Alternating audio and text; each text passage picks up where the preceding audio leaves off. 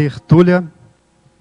Tarde a todos. Hoje é dia 19 de julho de 2013, é uma sexta-feira, e o nosso verbete é de número 2723. Ele tem 5 páginas, 47 logias e 17 máximos. O tema de hoje é Paraafetividade Terapêutica e é da especialidade Autoconsciência Terapia. E o nosso verbetógrafo é o Marco Antônio Almeida. Ele é médico especialista em pneumologia, brasileiro, natural do Rio de Janeiro, voluntário da Conscienciologia desde janeiro de 2001, docente em Conscienciologia desde outubro de 2001, consciencioterapeuta desde junho de 2003 e tenepsista desde agosto de 2004. A paraafetividade terapêutica é o conjunto de ampla modalidade de afetos, humores e sentimentos transcendentes, compondo a psicossomaticidade sadia, gerada por fenômenos parapsíquicos vivenciados pela consciência, homem ou mulher, passíveis de desencadear, facilitar, gerar, induzir, propiciar, amplificar ou potencializar a autocura. A natureza do carregamento da pensenidade.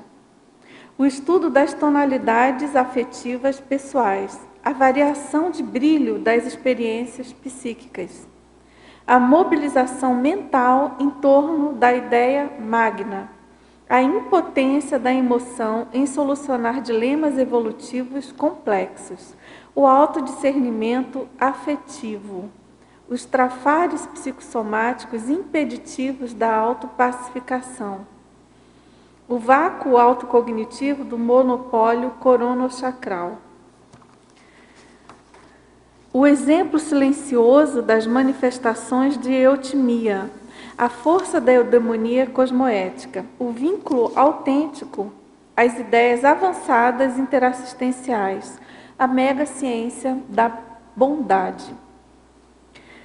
A paradmiração interconsciencial incondicional, o oxímoro paraafetivo da escagem assistida, o para-humor facilitador da tara parapsíquica abrangente, o senso lúcido de para-humanidade.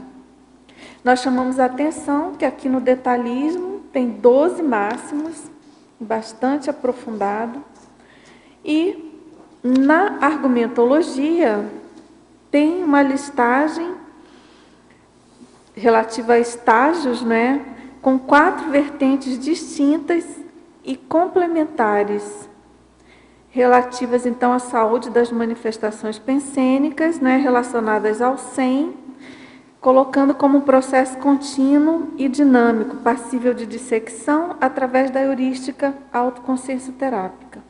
Então ele coloca aqui as 4 vertentes listadas aí em ordem funcional.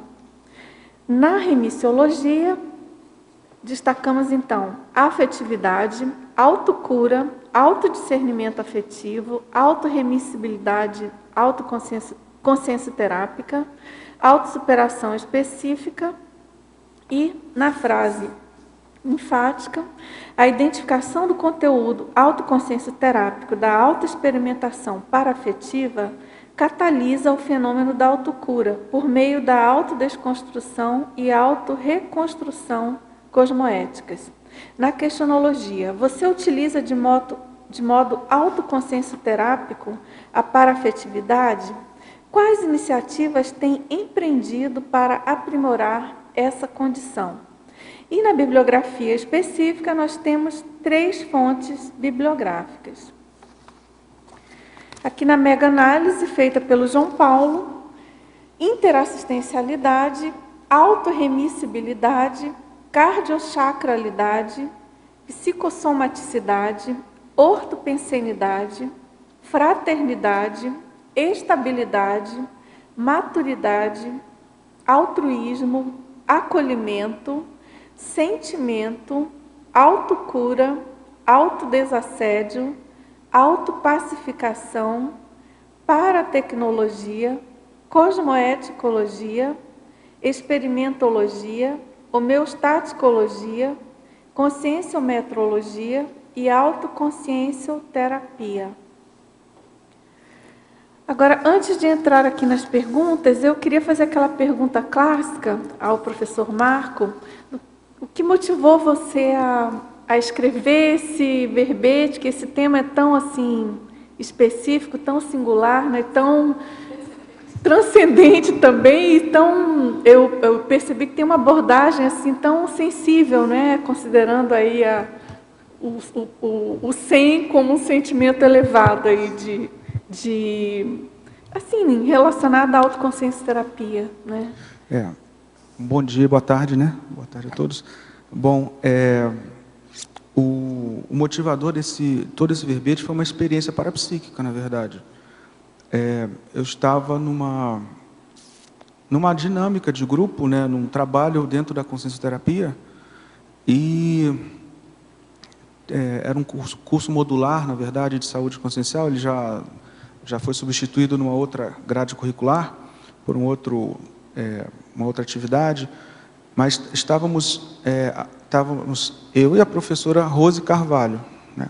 Então a gente estava conduzindo a dinâmica, era uma progessoterapia em grupo, e dentro da manifestação parapsíquica que ocorreu ali, nós percebemos um grupo de paraterapeutas extrafísicos.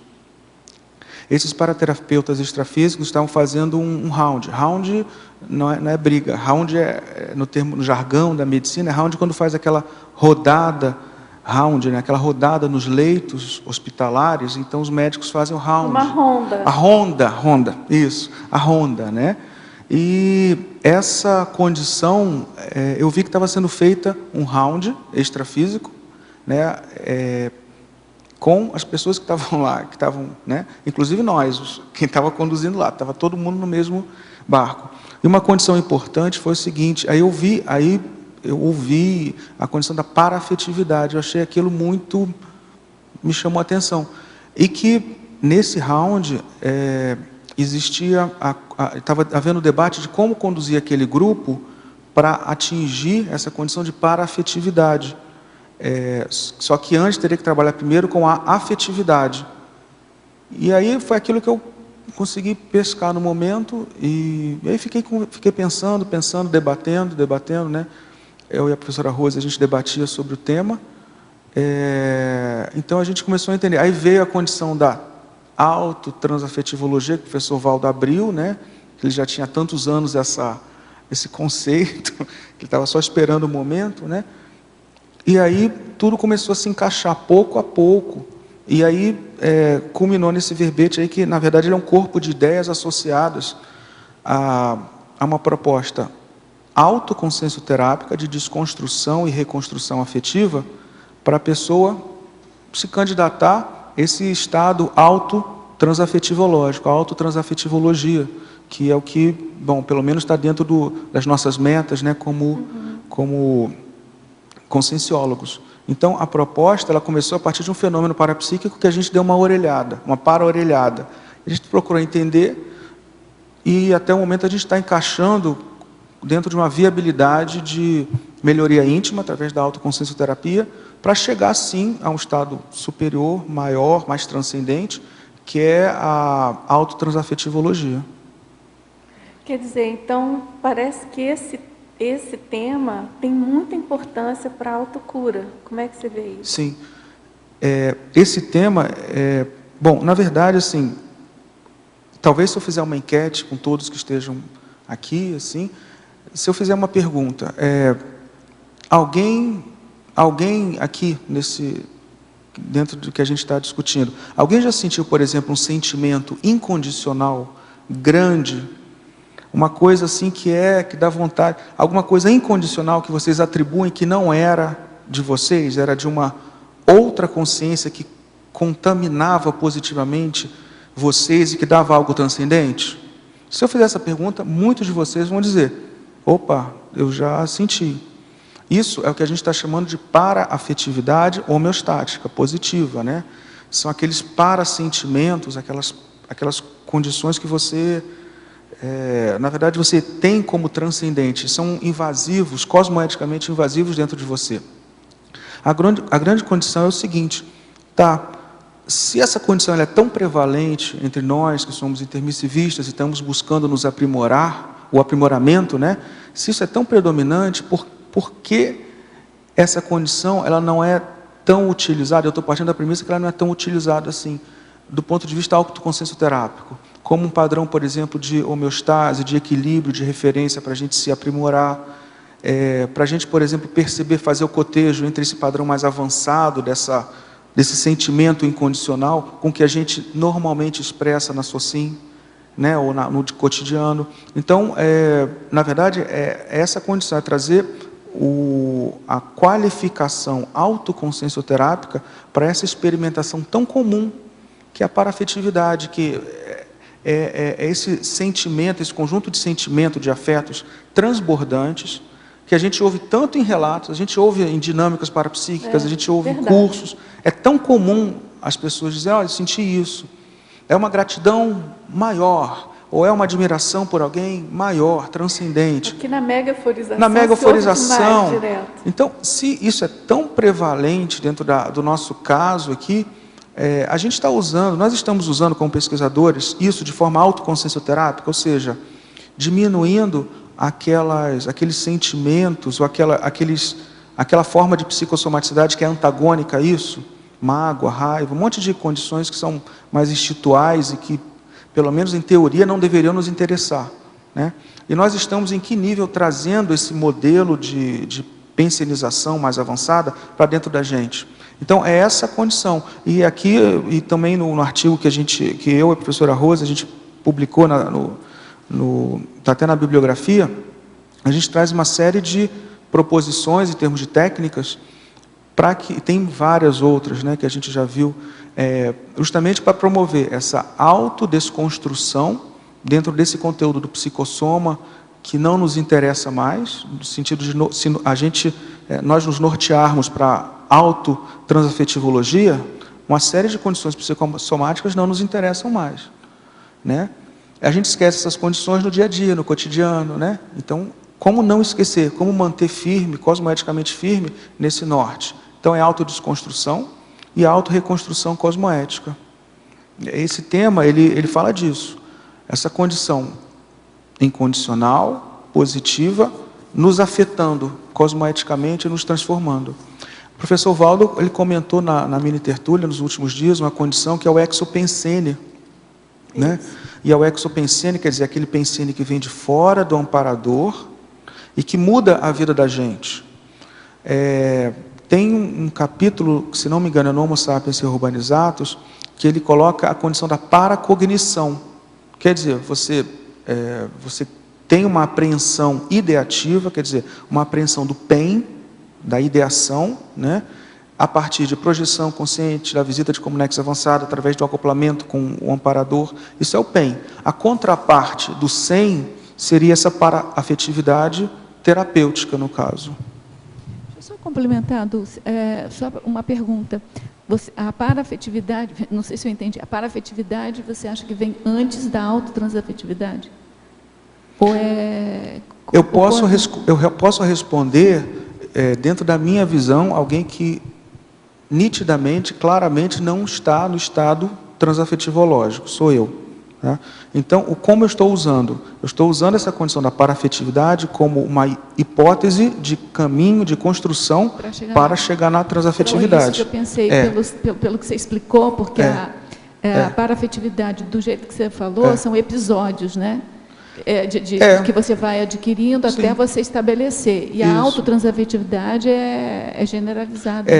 Mas tem uma condição. A paraafetividade, ela não é só homeostática, ela é neutra, na verdade. Sim. Essa paraafetividade terapêutica, ela é homeostática. Tá. Mas a transafetividade, como a gente pode ver até a paraafetividade, como a gente pode ver até na questão aqui da argumentologia, nesses estágios, sim, são colocados aqui também a para-infantilidade. A desconstrução da infantilidade para-afetiva. Por quê? Porque a pessoa ela tem um perfil de pedinte, perfil parapsíquico, muito mais de pedinte, de imaturidade do que de doador.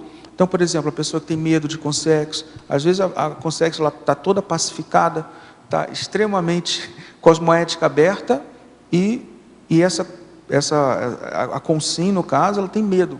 Simplesmente por um apriorismo parapsíquico, por ser uma consciência. Então, isso é um perfil mais de pedinte. Isso é um processo de paraafetividade, mas que gera na Consim uma condição de pedinte, de infantilidade, né? Então, a paraafetividade por si só, sem ter esse conteúdo terapêutico, ela é um fenômeno, ela é neutra. O importante é como é usada essa paraafetividade. Agora, também só para aprofundar na compreensão da proposta, Tá. né? Você coloca na definologia que que a paraafetividade terapêutica é o conjunto de ampla modalidade de afetos, humores e sentimentos transcendentes, compondo a psicossomaticidade sadia gerada por fenômenos parapsíquicos, vivenciados pela Consim. Mas quer dizer, continuando também a pergunta da professora Rosa, a tendência é, com as sucessivas autocuras, vamos dizer assim, que isso deixe de pertencer, quer dizer, é em função de fenômenos porque ela é terapêutica, mas a paraafetividade homeostática, com essa sucessão de autocuras, vamos dizer assim, ela passa a ser íncita à consciência, né? Independente da fenomenologia. Ela é dependente do fenômeno porque ela é terapêutica, a proposta é essa. Isso, né? exatamente. Essa que é terapêutica, tá certo? É isso mesmo. Então, vamos lá, a gente tem aqui perguntas. Vamos lá, então? Na estrangeirismologia, na página 30, primeira linha, como ocorre essa reversão do zapping emocional? Sim. O zapping emocional que a gente quer colocar é aquela condição da avidez. O zapping é aquele movimento de quem está com o controle remoto, estou na frente da televisão, né? O zapping. A pessoa fica lá trocando de emoção, né? Trocando. Isso é uma condição importante, por exemplo, em relação a outra condição da estrangeirismologia, que é o sensation seeker, que é o buscador de emoções. Então, o zapping emocional é justamente essa condição da pessoa estar o tempo todo trocando, buscando emoção de modo ávido. Isso indica uma condição mais de carência afetiva, carência da adrenalina da emoção. É importante lembrar aqui, algumas pessoas brincam, né, em relação ao tema, né, esse tema não faz nenhum tipo de apologia ao emocionalismo no sentido convencional, tá? Nem no sentido não convencional, nenhum emocionalismo. Essa paraafetividade, a gente está querendo trazer uma proposta diferente de vivência, porque a gente vê na verdade, se vê na prática, muitas vezes, as consciências tendo um dualismo, né? Ou uma condição psicossomática, e a condição psicossomática é aquela coisa realmente que é piegas, sem discernimento, sem reflexão, ávida pela adrenalina, ou então, muitas vezes, a pessoa vê a condição mais racional negando todo um universo psicossomático. E o que a gente está querendo ressaltar aqui é que existe uma forma inteligente de usar a psicossomaticidade, que é a utilização do autodiscernimento afetivo. Né? Então, por exemplo, a reversão do zapping emocional. A primeira coisa é você buscar, como eu vou fazer na prática, como eu vou reverter esse zapping emocional, essa condição de ficar a todo momento buscando, né, de forma ávida, essa emoção. A primeira coisa, a gente tem uma técnica chamada técnica da checagem holossomática. Eu gosto muito dessa técnica porque ela foi descrita pelo professor Naruto Takimoto e ela é muito prática. Você não precisa de um laboratório, você não precisa de uma câmara de reflexão, você instala a câmara de reflexão no seu dia a dia, a todo momento. Então, como essa técnica da checagem holossomática? Você verifica como estão os seus veículos de manifestação. Como está, por exemplo, o seu corpo físico, ele está denotando por exemplo, algum emocionalismo? Uma coisa é eu estar falando agora assim, né, todo ostensivo e tudo mais. Outra coisa é falar todo encolhido, todo amuado. Outra coisa é ter uma postura ergonômica que favoreça, na verdade, a minha condição energética, a minha força presencial. Então, a questão emocional, ela é emocional e do estado consciencial do indivíduo como um todo, ela é muito caracterizada pela condição física. Então, como é que está o meu corpo físico agora nesse momento? Aí depois que a pessoa viu a questão do corpo físico, como é que está o meu corpo emocional? Como é que está meu psicossoma? Depois ela responde a outra pergunta: como está meu estado energético agora? Minhas energias estão expandidas, estão recolhidas, estão mais densas, estão espinhentas, estão calmas, estão plácidas? E a quarta pergunta é: como está o meu estado mental, o mental soma, né? Como é que está o meu estado, por exemplo, de meus atributos da vontade, da clareza de pensamento, minha logicidade, meu autodiscernimento? Então, essa técnica, com as 4 etapas, né, contemplando o corpo físico, emocional, psicossoma, energético e o mental soma, compõe a técnica da checagem holossomática. Ela é bem legal, ela é bem válida e muito prática, e bem útil. Certo. Tá? Agora, continuando essa primeira pergunta, ele também coloca: o serenismo é a ausência desse zapping em contato com heterassédios dos mais diversos? Olha, em relação ao que eu estou descrevendo de zapping emocional, eu não tenho dúvida. O serenismo, ele não conjumina, não cabe a questão do zapping emocional, porque essa condição, se você lembrar, até às vezes aparece até em propaganda como é que é o zapeiro, o zapeador, aquela pessoa que faz o zapping emocional. Geralmente é aquela pessoa que está meio carente afetivo, tem um rebaixamento, né, do humor. Já tem estudos dentro da psicologia mostrando que a grande maioria das pessoas, quando está em períodos prolongados de assistindo televisão, tem um rebaixamento fisiológico do humor. Então, aquela pessoa zapeando lá, aquela pessoa meio distímica, meio apática, isso, procurando alguma coisa para ela se entreter e dar aquela vivacidade do próprio humor. Então, isso realmente é totalmente antagônico ao conceito de serenismo, né? Certo. Agora, também na fatologia, na página 30, 6ª linha. Sim. Você poderia nos falar sobre a negação do outro? Como isso acontece? Ah, sim. Bom, para isso talvez seja importante lembrar o que é o aspecto da afetividade, né? A afetividade, afeto, ele vem da mesma raiz, né?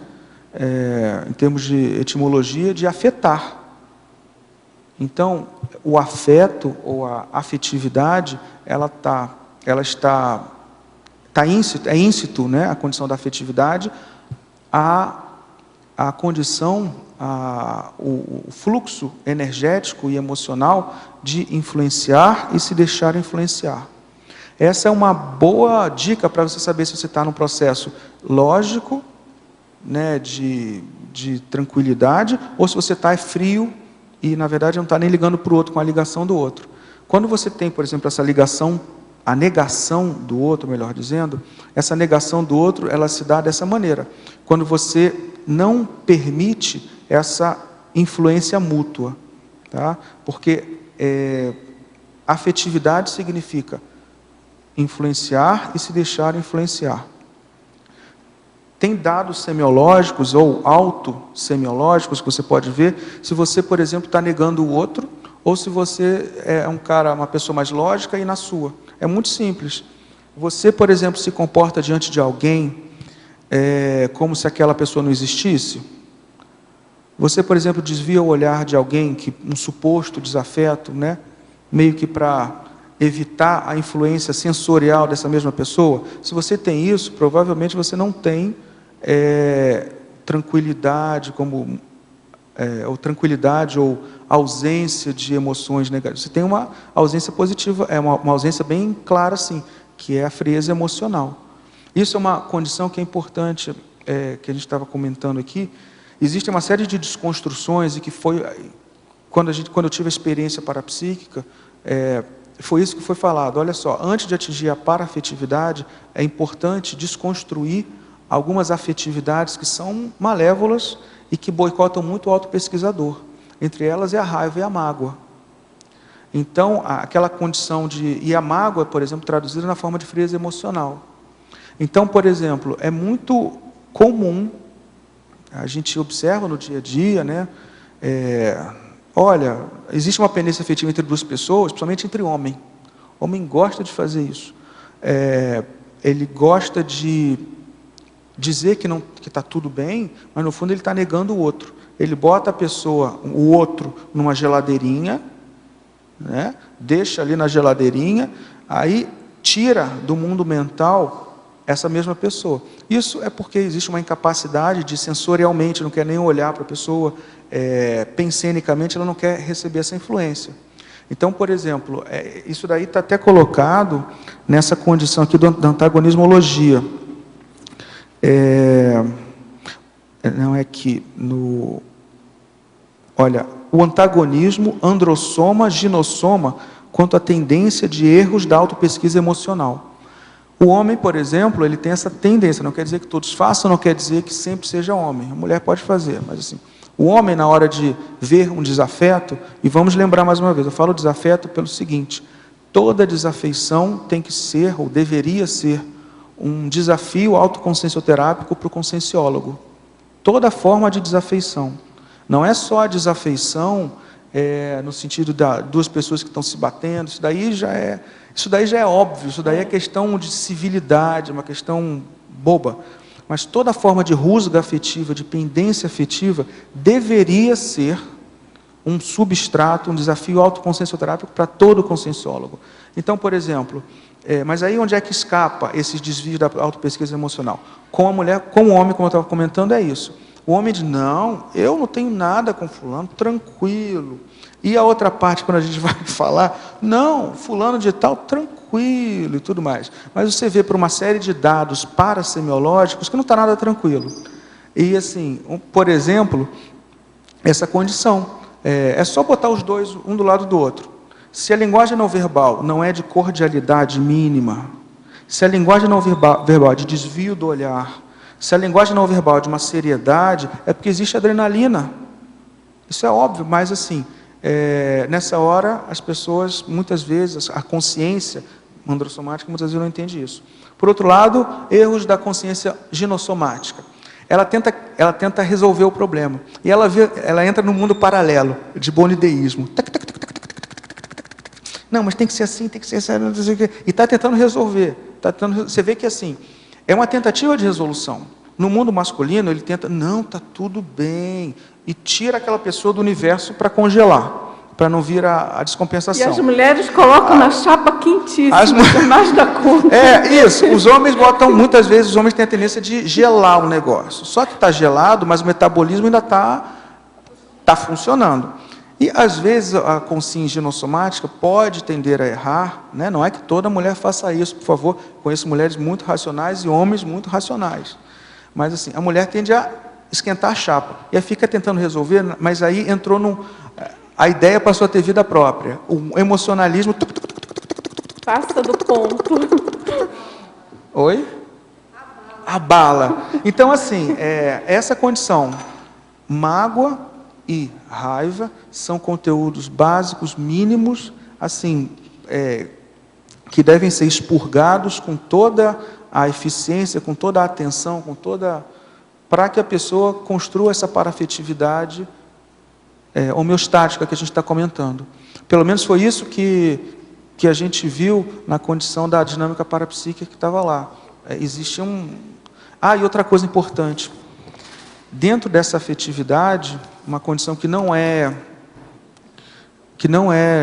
necessariamente fora do convencional, mas que é muito importante para fazer essa ponte para o que é fora do convencional, em termos de afetividade, é o cultivo da gratidão. O que se observa é que consciências mais evoluídas têm um nível de gratidão muito mais profundo do que consciências menos evoluídas. Por quê? Isso tem uma logicidade intrínseca. A pessoa com um perfil mais monárquico, né, o perfil de ser servido, que tem aquela condição mais instintiva de dominação e de ser servido, naturalmente, tudo que os outros fizeram não vai fazer mais nada do que parte da obrigação social do outro. Isso. Então, assim, aquela pessoa que não tem esse processo umbilico-chacral dentro da sua pensenidade, naturalmente ela vai ter mais gratidão. Então, uma das formas que a gente trabalhou também nessa própria dinâmica, a gente utilizou de métodos para isso, é o cultivo da gratidão. Parece que o cultivo da gratidão é uma ponte importante para um maior link, para um maior attachment, com os amparadores. Por conta disso, porque a gente vê que os amparadores são muito gratos, às vezes, pela nossa... Apesar de sermos tão obtusos, a gente está lá tentando. Então, até isso é fonte de gratidão. Então, tem essa condição. A desconstrução... a professora Rose está até aí, não sei se ela quer complementar com alguma coisa, mas assim, o que a gente trabalhou muito naquela dinâmica foi desconstruir mágoa e ingratidão e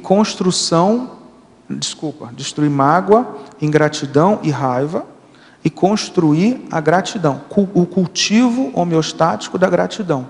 Isso sendo fonte para essas outras condições que a gente enumerou aqui, para admiração, para gratidão, para pertencimento, todas essas condições.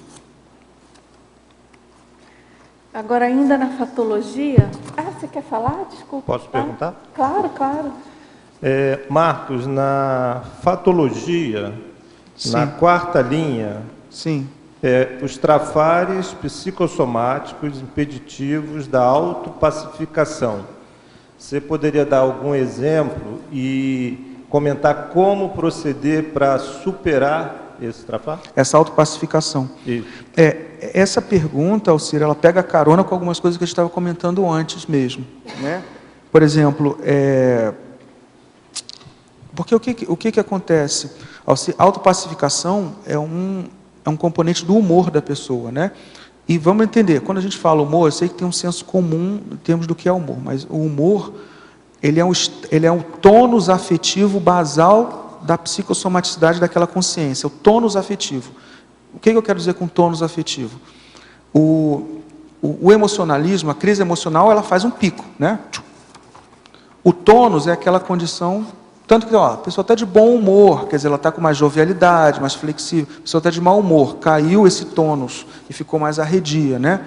Então, uma condição importante é a pessoa trabalhar com conteúdos afetivos que minem, trabalhar para desconstruir, com conteúdos afetivos e psicossomáticos que minem essa autopacificação, que dê mais um senso de irritação, dê um senso de infantilidade afetiva, e aí entra essa condição da mágoa e do rancor. Mais uma vez, mágoa assim de estribuchar, eu acho que isso para o nosso nível já está muito tranquilo, assim, já é óbvio, né? O parêntese patológico, peraí, está claro.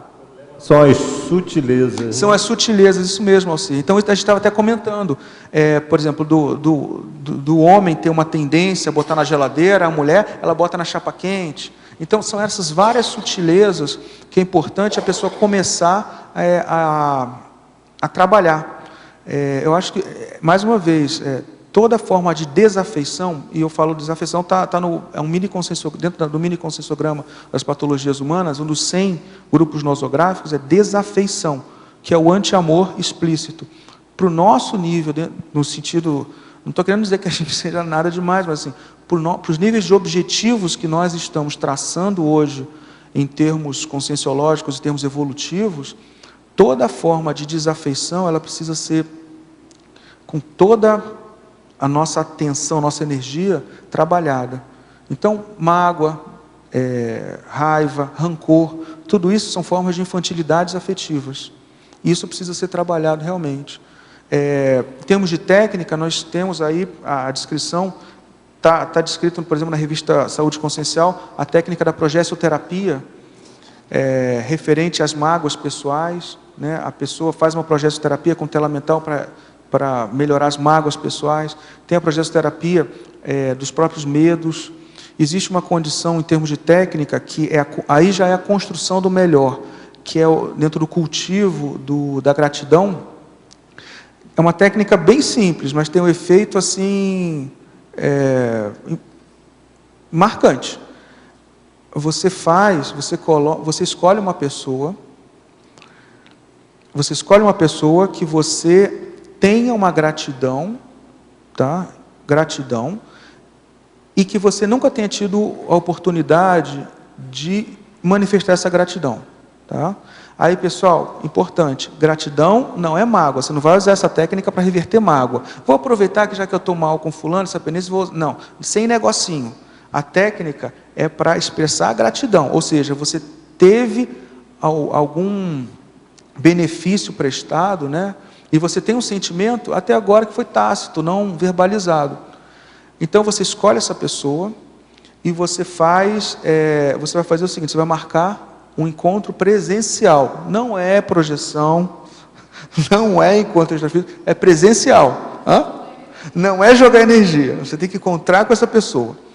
Vai marcar um encontro, quanto mais informal, melhor. Nada de, preciso falar, não. Quanto mais informal, melhor. Eu queria conversar com você.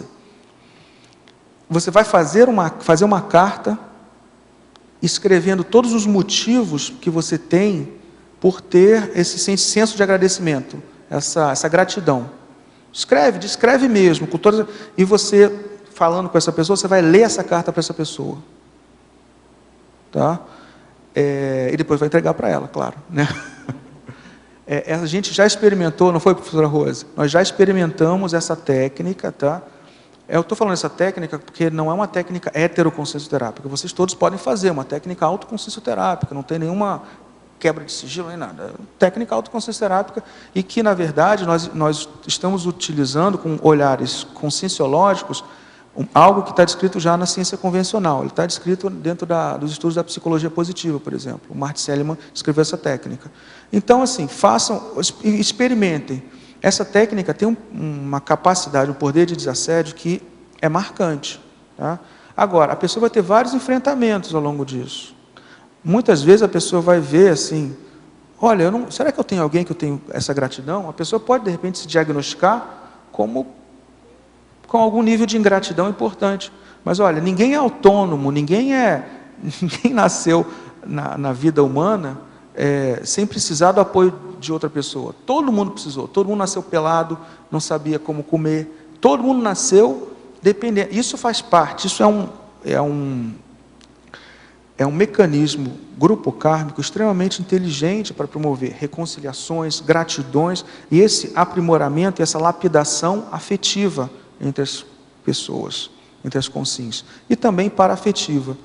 Então, assim, essa é uma técnica muito... que parece que essa técnica, ela contribui para fortalecer mais o vínculo afetivo entre as duas pessoas. Né? É isso mesmo. Porque além de você relatar o conteúdo da carta, a pessoa vai ter aquela carta como se fosse um documento. É isso mesmo. É algo em que a qualquer momento que ela pegar, ela vai lembrar daquela pessoa, daquele momento e o que foi dito a respeito. E tem uma condição importante dessa técnica, que, como eu falei, nós encontramos na ciência convencional, nós fizemos um levantamento bibliográfico e achamos na ciência convencional. Mas a primeira vez que eu vi essa técnica foi uma descrição de uma pesquisadora na sua própria TENEPS. Eu não tinha ouvido falar dessa técnica. Então, peraí, se tem um amparador ouvindo isso, fazendo isso, eu vou usar essa técnica. Então, não foi na ciência convencional que nós, vamos pegar disso aqui.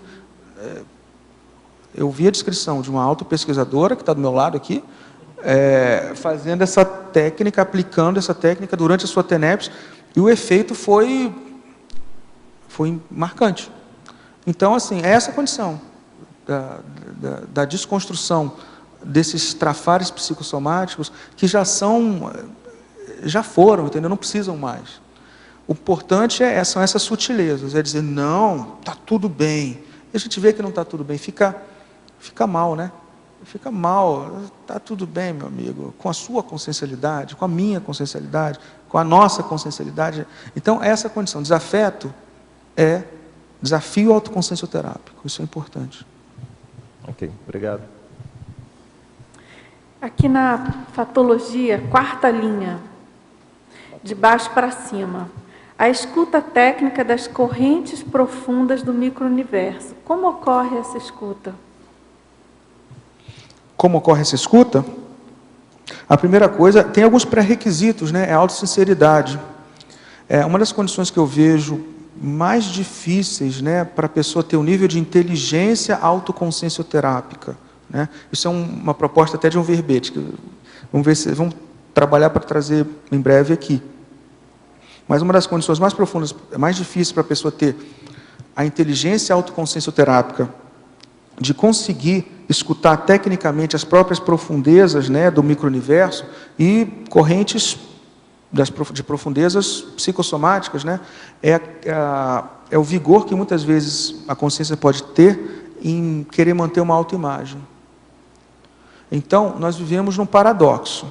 Por quê? Porque o professor Valdo nos lança a proposta cosmoética, a proposta positiva de sermos despertos. Isso é um mega desafio, a meu ver.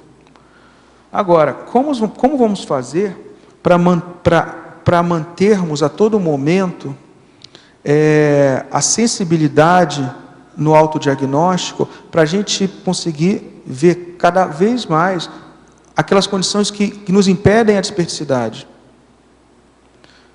Né? Ou seja, como é que eu, Marco, nesse momento, eu vou ser sensível e sincero, porque a cada momento que eu detecto que eu me assediei, ou que eu vacilei, é um mini fracasso, não é isso?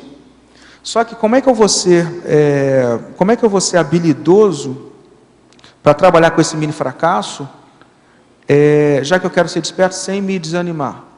Eu estou falando isso, eu não estou fazendo apologia de você, é que eu vejo que isso muitas vezes acontece. A pessoa, quero ser desperto, quero ser desperto, quero ser desperto. E a pessoa começa a se enganar, diminuindo a própria sensibilidade para os trafares pessoais. E esse é um problema, porque nessa condição, ela acaba por não escutar essas correntes abissais, porque ela acaba querendo fixar e fortalecer uma autoimagem dela própria. Então, assim, isso é muito importante. Eu acho que devemos, sim, assumir a condição dessa condição de sermos despertos, de querermos ser despertos, né? Queremos atingir a desperticidade, está tudo certo, é ótimo. Mas o processo de fortaleza nessa condição do autoaprimoramento, ele não é fazendo uma lavagem cerebral, sou desperto, sou desperto, sou desperto, e tudo que vier contra para antagonizar essa ideia de que eu sou desperto, eu vou apartar ou eu não vou olhar. Não, é o contrário. A fortaleza dentro da autoconsciencioterapia vai ser o seguinte, ou é o seguinte: eu caçar, eu fuçar com o máximo de eficiência tudo que seja input, tudo que seja informação de que eu ainda não atingi a desperticidade. Eu ainda não atingi a desperticidade, eu preciso trabalhar mais. Por exemplo, para mim está claro, eu não sou desperto e eu tenho uma perspectiva de alguns anos, embora isso para mim seja, sim, um desafio que eu assumo. Agora, eu não sou, e eu estou me movendo para isso. Eu acho que quando eu fico sensível para os meus nichos de antidesperticidade, eu percebo que eu fico mais forte, mais perto da desperticidade. Agora, é um baita de um paradoxo. Agora eu botar na minha mente, olha, não sou desperto, mas sou 49%. Tá? Só para não dar uma autocorrompida muito grande, né? Eu sou 49%, né? Estou quase lá. Mas, além disso, não, o que acontece é que aí a pessoa, na verdade, se baseia, nesses 49%, em hipopercepção. Hipopercepção de ansiedade, de medo, de angústia, de ingratidão. Então, é isso que é importante para o evoluciente. O evoluciente fica forte quando ele tem inteligência autoconsciencioterápica para ser muito sensível. O radar autoconsciencioterápico é sensível. Olha só, isso aqui eu estou vendo o que está acontecendo. Isso aqui eu preciso melhorar. A Consyncobaia é excelente para isso. O Consyncobaia é um procedimento assim, técnico, autoconsciencioterapia, dinâmica parapsíquica, enfim. A gente tem um manancial, na verdade, de condições que propiciam esse feedback. Feedback na hora, assim, instantâneo do que a gente é. Então, a verdadeira inteligência autoconsciencioterápica é essa. É uma sensibilidade muito profunda ao que faz a gente não ser desperto. Não estar na desperticidade, para ficar claro. Aí, a partir disso, a gente se reconstrói para atingir, sim, essa desperticidade. Você podia comentar também aqui na sexta linha, de baixo para cima também? Certo. o ato de estar por inteiro na consecução da autoprescrição. Ah, sim. Que tem a ver com isso, né? Tem a ver, e assim, a autoprescrição ela tem muita correlação com o Código Pessoal de Cosmoética. A gente vê uma correlação muito importante no que diz respeito a prescrever. E aí também tem um gancho com um outro verbete que eu já propus aqui, que eu estou aguardando, né, para a gente trabalhar, que é a ação trafaricida, a ação de extermínio do trafar.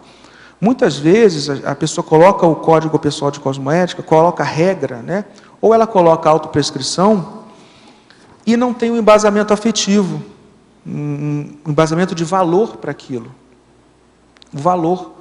Quando eu coloco estar por inteiro, é o seguinte, sabe aquela condição, puxa, isso não pode mais, eu não posso mais deixar de fazer isso? Eu tenho que executar isso? Isso é o componente afetivo, de valor, que você coloca no ato da prescrição. Então, é isso que é importante. Às vezes, eu posso chegar, se eu estiver num momento de autocorrupção, eu posso chegar e, olha, eu preciso então fazer isso aqui, eu preciso fazer essa condição aqui, eu preciso juntar dinheiro para minha aposentadoria, tá? Ao invés de gastar com bobagem. Só que eu olho aquilo e aquilo não mexe comigo. Esse mexer, eu estou querendo dizer um mexer cosmoético, um mexer assim, afetivo, dar valor para essa condição. Então, é isso que quer dizer o estar por inteiro na consecução da autoprescrição. A pessoa, ela se doa para fazer aquilo de verdade. Tem a ver também com essa condição. Espera aí, eu quero atingir desperticidade, quero atingir autotransafetivologia, eu quero mesmo. Então, naquela hora que vai ser muito gostoso dar uma no pé da orelha de alguém desqualificado, eu vou ter que enfiar minha viola no saco, porque eu tenho uma outra meta, é a autotransafetivologia. Naquela hora que é muito gostoso me vingar, ou fazer isso aqui, ou falar mal, não sei o quê, eu não vou fazer aquilo, porque eu tenho uma meta muito maior, que se chama autotransafetivologia, que eu tenho que desconstruir os meus nichos de raiva, de desafeição, de mágoa, porque isso tudo na verdade, é a infantilidade evolutiva. Eu não sei se está claro, mas assim, eu não sei se eu consegui deixar claro nesse verbete, mas existe uma teoria, a teoria das tonalidades afetivas, né, que eu acho que... Você ia perguntar isso, né? Aqui, ó, teoriologia, né? A primeira linha, a teoria do desenvolvimento das tonalidades afetivas e paraafetivas. Então, ela diz respeito a isso que eu estou comentando aqui. Vamos lembrar como é que a criança, né? A criança do ponto de vista afetivo. Vocês lembram aquela condição da família dinossauro? Não é a mamãe? Vocês lembram disso? Década de 80, né? Vocês vão 90? Declarar a idade de vocês, né? Quem viu 90, né? Quem tem mais de que a partir de 30 sabe qual é, do Baby Dino. Isso. Vamos estudar consciencialmente aquela figura ali. O Baby Dino, ele não vivia numa dualidade emocional. É mamãe, ou seja, eu amo. Não é mamãe, eu odeio. Não quero saber. Não é isso? Por que isso fez tanto sucesso naquela época? Porque isso mostra de forma muito profunda como a infantilidade afetiva. A criança é assim, gosto, não gosto, né? E realmente o bebê, a criança, em todas as culturas, ela demonstra mais ou menos 5 tipos de emoções básicas, né? Alegria, 6, né?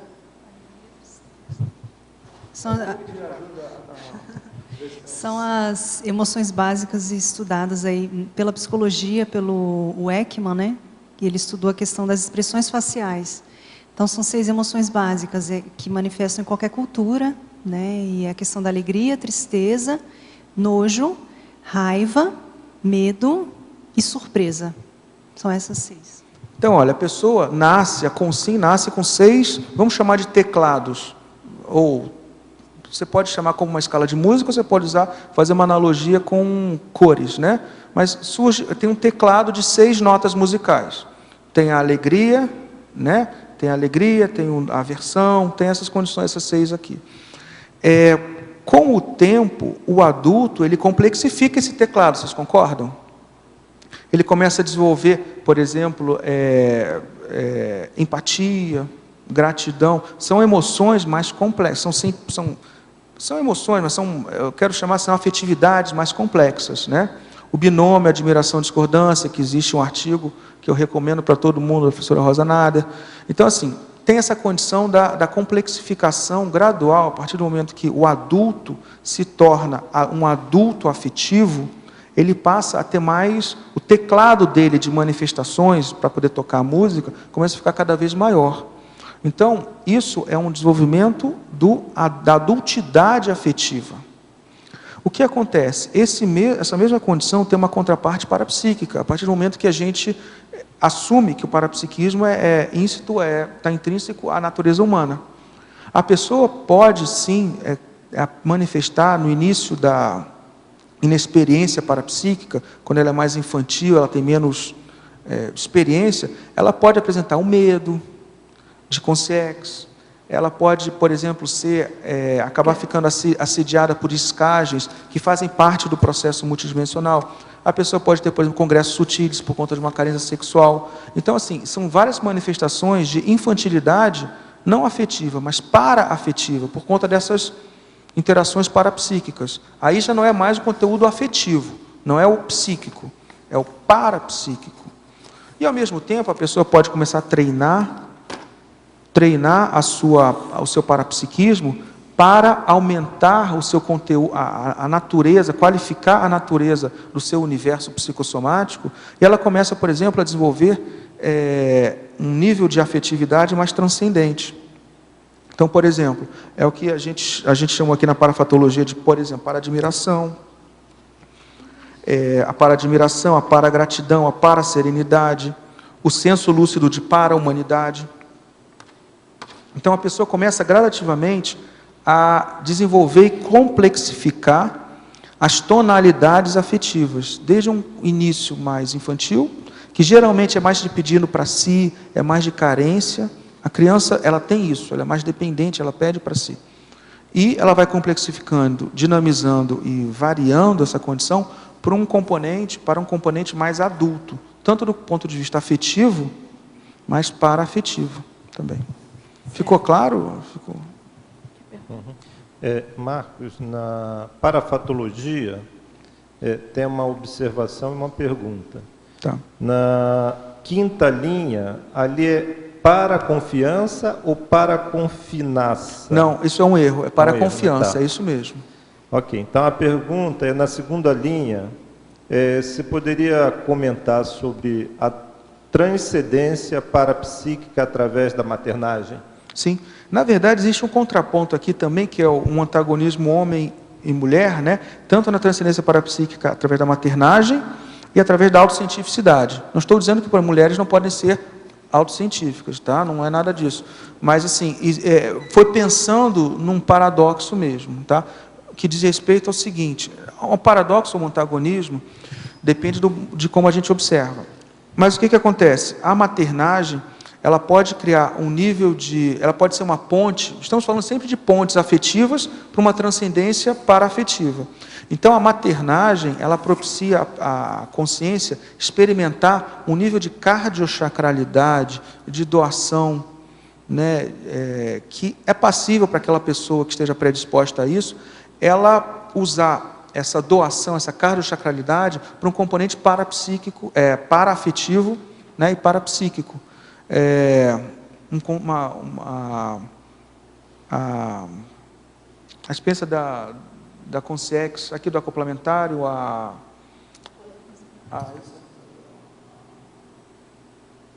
consciência aragonesa, e sim, que o professor Valdo falou várias vezes, que tem um componente da maternagem muito presente. Isso é um exemplo típico, uma cardiochacralidade, e que faz com que a pessoa transcenda através desse trafor, né? Claro, existe componente instintivo e tudo mais, mas não é isso que a gente está analisando. A gente quer pensar, né, nesse universo afetivo, essa condição cardiochacral de doação. Isso pode ser uma ponte para a transcendência paraafetiva. E, por outro lado, o outro contexto, né, eu acho que é importante a gente colocar, muitas vezes o componente masculino, o androssoma, com aquela condição mais, né, racionalidade, tudo bem, pode existir uma negação, mas não é, e também não é isso que eu quero chamar a atenção. Muitas vezes, através da racionalidade, a pessoa pode extrapolar a condição do entendimento, e ela pode chegar, assim, no autodiscernimento paraafetivo maior, através desse conteúdo elaborativo, mental, de uma articulação mental somática mais elaborada. Da mesma forma que dentro do contexto da maternagem, no caso do homem, poderia ser a questão da paternagem, aquela afetividade paterna? Eu já vi condições bem claras de paternagem que deram uma virada, né? Eu não sou contra e, inclusive, adoto a técnica da antimaternidade. Nós adotamos, não somos contra isso, tá? Não somos, né? Pelo contrário, nós utilizamos essa técnica e vemos isso como muito útil para o nosso momento evolutivo, para a nossa condição nessa série X. Mas a condição da paternagem também pode ser sim. A pessoa começa a doar, ela deixa de ser filho para ser o provedor. Isso.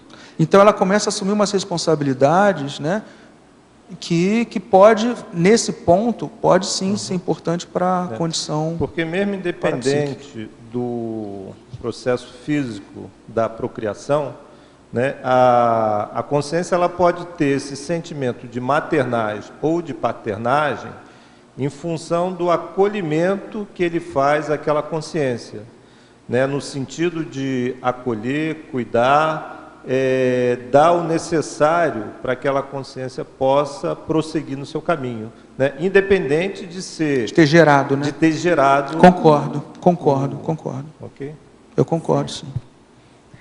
Agora, aqui na Paradoxologia, página 32, ele pergunta: como funciona o paradoxo do sentimento de não ter sentimento? Bom, é muito bom. O paradoxo, deixa eu só achar aqui um momento. Sim, o paradoxo do sentimento, onde é que está? De não ter sentimento, sim. Isso diz respeito à alexitimia, né? Alexitimia. Tem até o verbete, né? Tem um verbete sobre isso, né?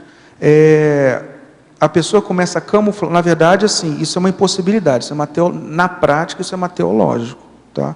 Porque o pensene é indissociável, né?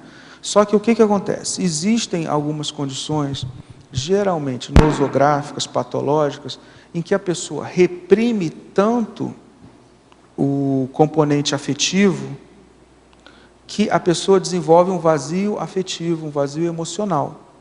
Isso, por si só, é um sentimento. Entendeu? Então, eu não tenho sentimento. Não, se você não tem sentimento, isso é um sentimento de não ter sentimento. Existe uma condição importante quando se fala de classificação, tipologia. Eu procurei, na verdade, no artigo, eu e a Rosa, a gente procurou várias tipologias para classificar sentimento. E é difícil esse negócio, é difícil você classificar. Existem várias proposições, nós fizemos a nossa, que está passível de aprimoramento, a gente sabe disso, né? Agora, tem uma condição que é o seguinte: se eu falo, por exemplo, alegria, vocês vão conseguir classificar se isso é psicossomático ou mental somático? Alegria é psicossomático, claramente psicossomático, né? Se eu falo tristeza, claramente psicossomático. Se eu falo vazio,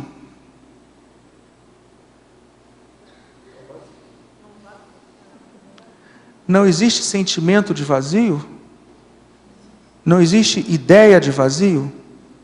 Então, o que acontece? Alguns sentimentos, dentro do universo da psicossomaticidade, existem aquelas emoções e sentimentos mais grosseiros, raiva, né, aversão, e existem sentimentos cada vez mais abstratos.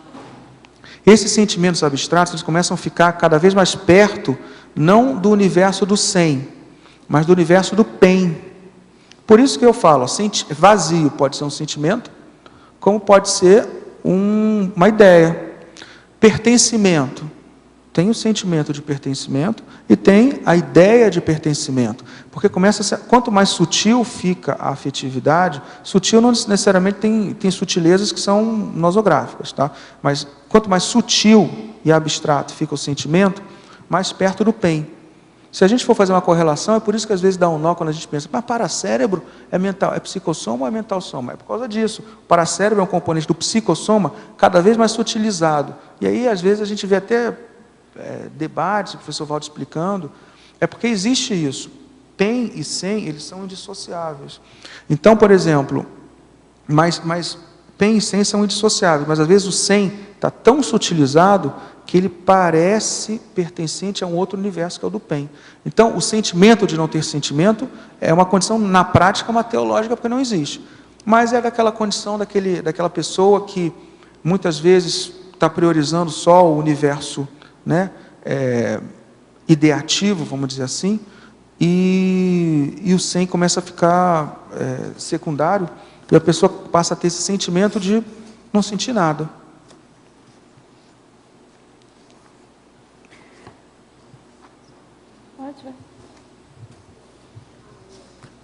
Para cima. Alô? Oi. Na parafatologia, de baixo para cima, a terceira linha, o fenômeno parapsíquico gerador de autocura.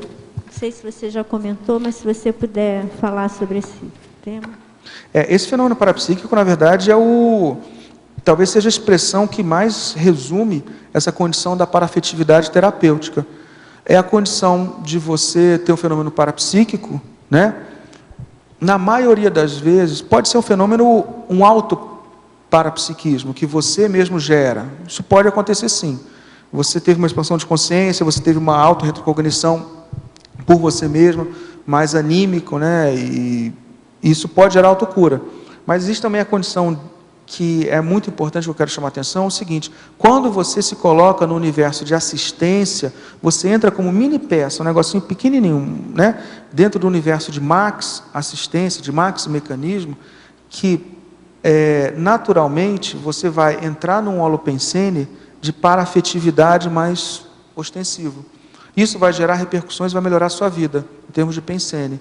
Você vai promover, por exemplo, interfusão de paracérebro a paracérebro comparador, né? Então, isso tudo gera autocura, isso tudo mexe o teu cérebro físico, isso tudo mexe os teus valores, mexe com o teu paracérebro.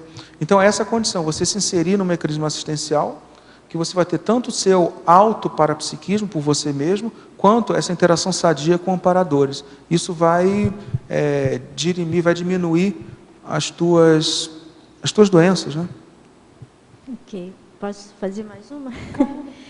Eu gostaria que você fizesse um contraponto aí na efeitologia, lá embaixo, né? Terceiro Sim. Parágrafo de baixo para cima, a primeira linha. O efeito da gentileza na capacidade de heterodesassédio, mas eu gostaria que você fizesse um contraponto com a impactoterapia. Como é que você... Sim. Na verdade, eu acho que tudo depende do outro, né? Da pessoa. Se você está diante de um desassédio, depende do que o outro está precisando, né? E aí entra aquela condição que a gente estava comentando com o Alcir, do teu humor, o teu humor basal, o teu humor parafetivo. Não depender das tuas condições, das tuas tempestades emocionais, os teus fluxos, as tuas correntes, para isso determinar o que tem que fazer com o outro. Eu já vi grandes desassédios impactoterápicos, aí você colocou como contraponto, mas eu já vi grandes impactoterapias gentis, extremamente gentis, né? Então, assim, número 1, a gentileza diz respeito a você extravasar a cordialidade em relação ao outro. Muitas vezes você simplesmente abre o outro se abre diante da tua gentileza, e é acachapante. A gentileza, muitas vezes, ela é acachapante, ela é irresistível, tá? Então, essa é uma grande estratégia de desassédio. A impactoterapia, geralmente, ela tem dois componentes. Ela tem um componente conteudístico que muitas vezes ele é impactoterápico por si só, o conteúdo, e muitas vezes ela vem atrelada com a cordialidade. Quando é sinérgico para fazer desassédio, sai de baixo. Outras vezes, o que acontece? Você precisa do conteúdo mais veemente. Esse conteúdo mais veemente, muitas vezes ele traduz, muitas vezes ele vem a reboque, uma energia mais ostensiva, mais densa, e uma linguagem não verbal da seriedade do problema, Essa seriedade, muitas vezes ela ajuda, porque ela vem com uma mensagem subliminar de, cara, o negócio é muito sério. Então, assim, precisa, eu acho que de muita inteligência, e precisa de uma coisa, saber se colocar no lugar do outro, para saber o que vai ser pior, o que vai ser melhor, não é só dizer, vou fazer isso, vou fazer aquilo, vou fazer impacto terápico, vou fazer... Não é assim, como vai ser a reação do outro? Porque às vezes, na impactoterapia, pelo próprio nome, é importante deixar a pessoa mexida, mas às vezes você mexe pela gentileza. Então, assim, eu acho que a pessoa tem que ter realmente uma inteligência, aí é heteroconsciencioterápica, não é auto, e essa inteligência heteroconsciencioterápica, ela tem muito de empatia, ela tem muito de você saber se colocar no lugar do outro, para você conseguir conduzir, né, uma ajuda, uma heteroassistência, de acordo com aquilo que o outro necessita. Aqui, Rosane, aqui no ar. Oi, na sindromologia, página 32, eu sou retardatária, não sei se já foi comentado, tá? Não. Tem a síndrome da insegurança. Eu queria que você aprofundasse mais dentro desse tema para afetividade terapêutica. Por que você citou essa síndrome? Sim, eu citei essa síndrome porque, a partir do momento que a pessoa ela começa a trabalhar com essa paraafetividade dentro da condição terapêutica, mais uma vez, paraafetividade aqui com a nossa proposta é super comum.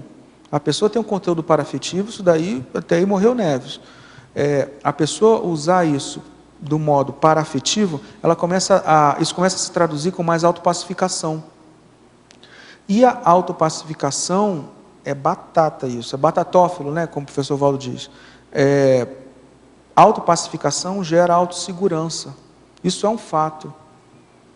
Então a pessoa começa a ser mais segura, começa a ser mais paciente consigo e com os outros. Isso consigo, inclusive, né?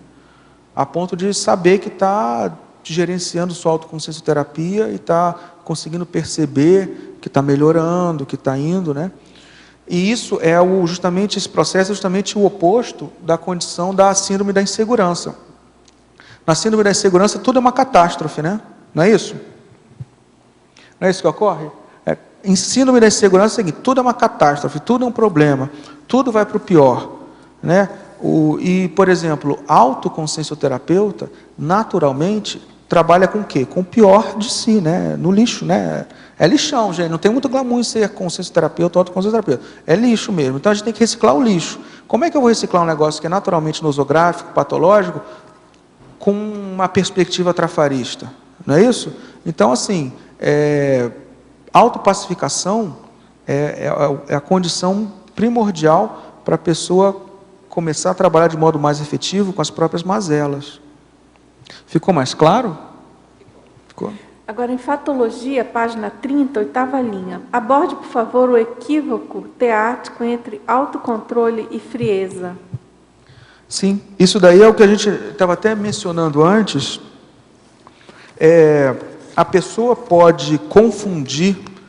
Olha, autocontrole, dentro do que a gente está colocando aqui, é uma condição homeostática, e frieza é uma condição patológica. Então, a pessoa pode, como eu estava retomando aí, como eu estava colocando, a pessoa pode confundir a condição de um autocontrole com uma frieza em relação aos outros, ou a si mesmo.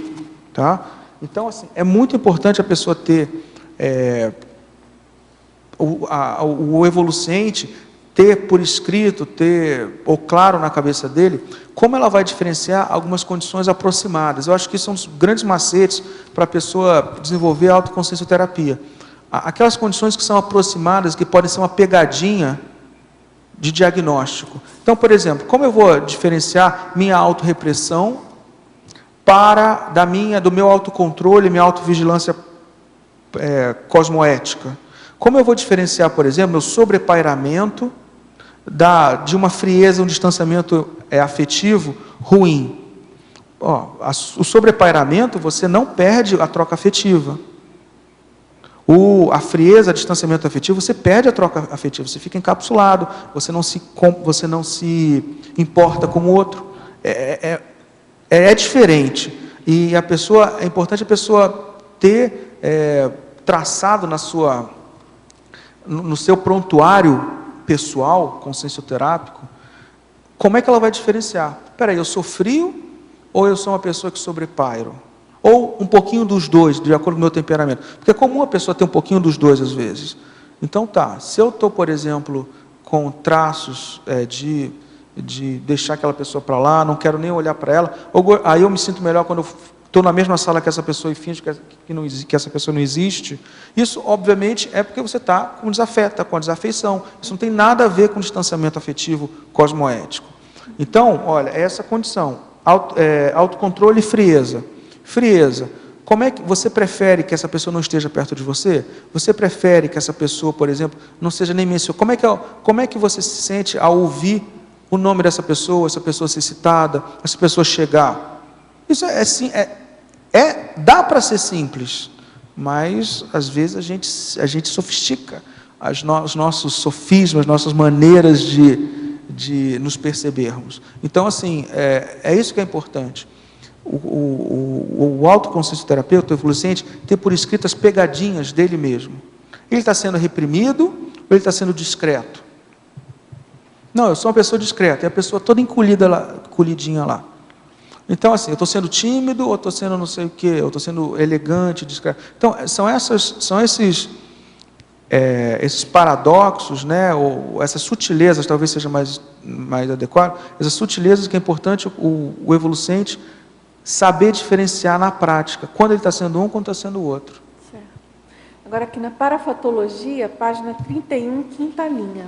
Você poderia explicar os trabalhos extrafísicos conjuntos eclodindo o sentimento de parapertencimento? Sim. Isso aqui diz respeito às paramizades e diz respeito ao trabalho da Maxi Proex grupal, principalmente na CCCI, né? O que acontece? Muitas vezes você tem um pertencimento a uma amizade humana, uma amizade de muitas vidas, mas você percebe que, apesar de ter aquele sentimento, e isso é positivo, isso é interessante, muitas vezes está obsoleto. E, bom, eu posso dizer sem medo de errar, os meus maiores sentimentos de para-amizades e para-pertencimentos hoje na vida humana são pessoas com quem eu vejo que eu trabalho extrafisicamente. Extrafisicamente, assim, pode ser intrafísico, né? No intrafísico, mas que eu vejo um trabalho parapsíquico, um trabalho de Max Proex grupal, um trabalho que, eventualmente, ambas as partes têm uma lucidez, olha, lembra daquilo, lembra... Isso é uma condição muito séria, que eu acho que, às vezes, não é cultivada. E, quando não é cultivada, a gente fica só no intrafísico. Então, por exemplo, aquelas divergências que são naturais da vida humana, e que nós, por exemplo, falamos tanto de ciência, né? Mas ciência é baseada em refutação. Quer dizer, dá o contra no outro, em nós mesmos, refutação. Só que na prática diária, muitas vezes a refutação é fonte de desavença, de discórdia e de afastamento. Por quê? Porque isso é olhado só do ponto de vista intrafísico, você está me negando, você está contra mim. Isso tudo é bobagem, isso é bobagem afetiva, que muitas vezes não respeita uma hierarquia paraafetiva. Às vezes, as pessoas que estão se degladiando por conta de mazela, essas pessoas estão no mesmo barco, só que estão tendo que botar em salas diferentes, né? Mas no mesmo barco de desassédio, numa mesma IC, numa mesma dinâmica. Então, assim, eu acho que falta muitas vezes esse cultivo do sentimento de parapertencimento. Estamos todos no mesmo barco, isso é um fato. E a principal fonte é a pessoa começar a ter lucidez com esses trabalhos parapsíquicos. Mais uma vez, eu botei trabalhos extrafísicos até porque estava na parafatologia.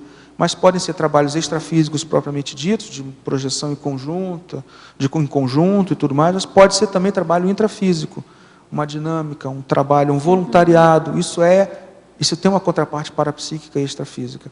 E as pessoas entendendo que estamos todos no mesmo barco, porque existe um negócio chamado Reurbex, Reurbim e Reurbex, que estamos trabalhando nessa condição. A gente entendendo isso, a condição, você passa a olhar para o outro que está no teu lado de outra forma.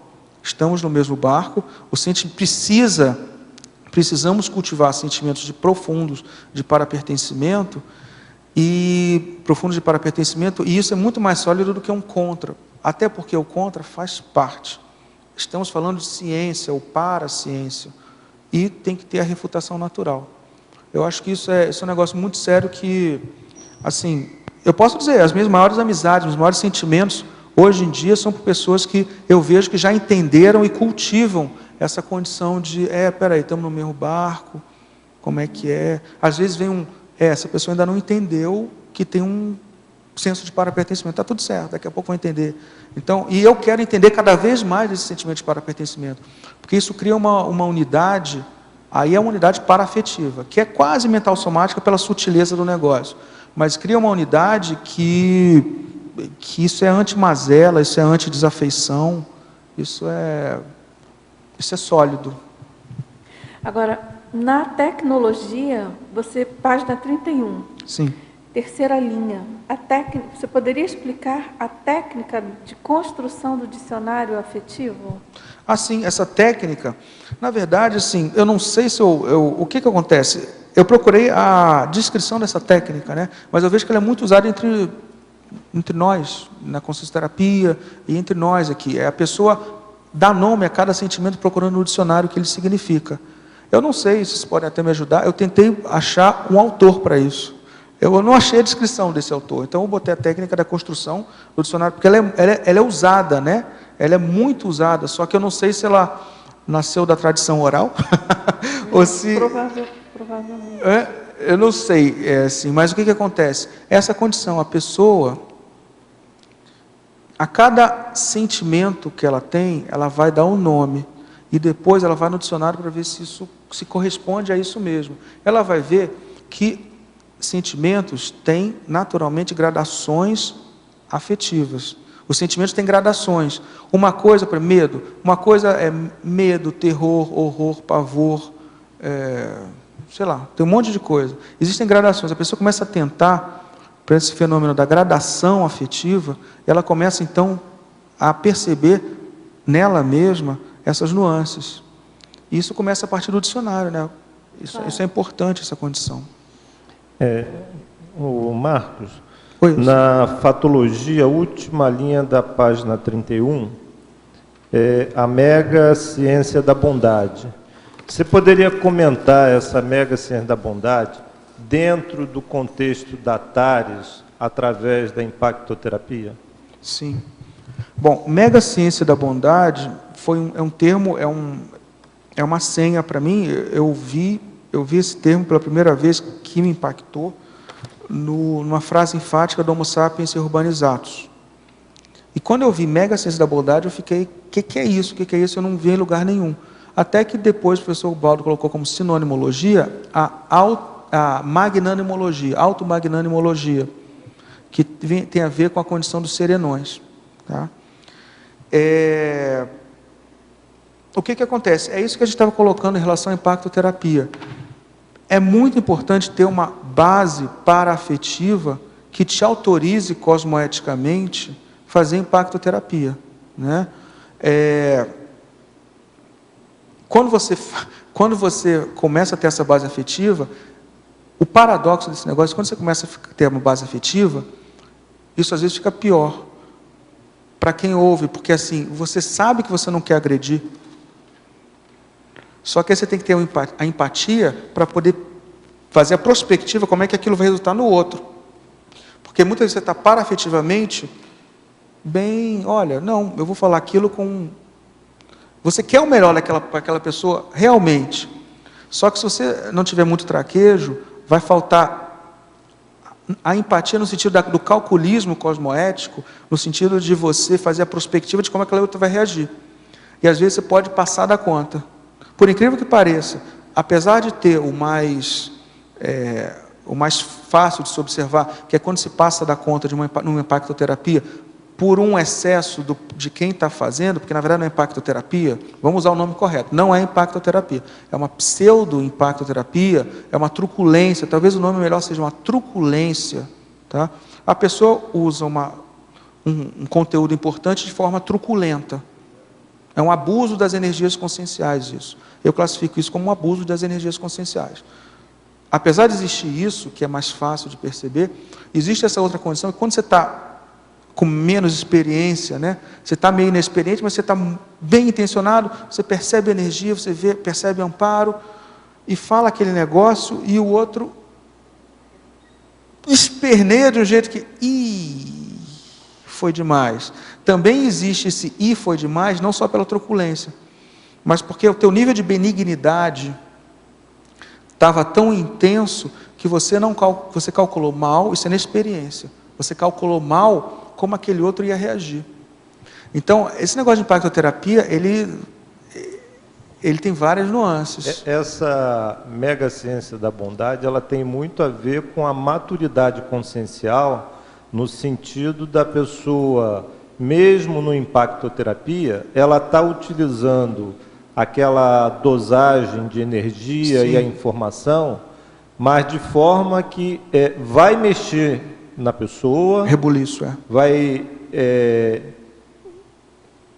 fazer essa ebulição, mas não vai criar nenhum sentimento ruim para a pessoa. A pessoa ela vai compreender que aquela impactoterapia foi feita da melhor forma possível. Ao passo que, se aquela mesma colocação fosse feita por uma outra pessoa que não tivesse aquela condição homeostática, aquilo ia soar muito mal. Eu acho que tem vários itens, né? Inclusive, assim, só pensar na reação da pessoa como um critério de qualificação da impactoterapia, de quem está ouvindo, talvez precise expandir mais, porque às vezes a pessoa precisa ser mexida assim, e às vezes a pessoa cospe na tua cara assim, isso é antidemagogia, tá?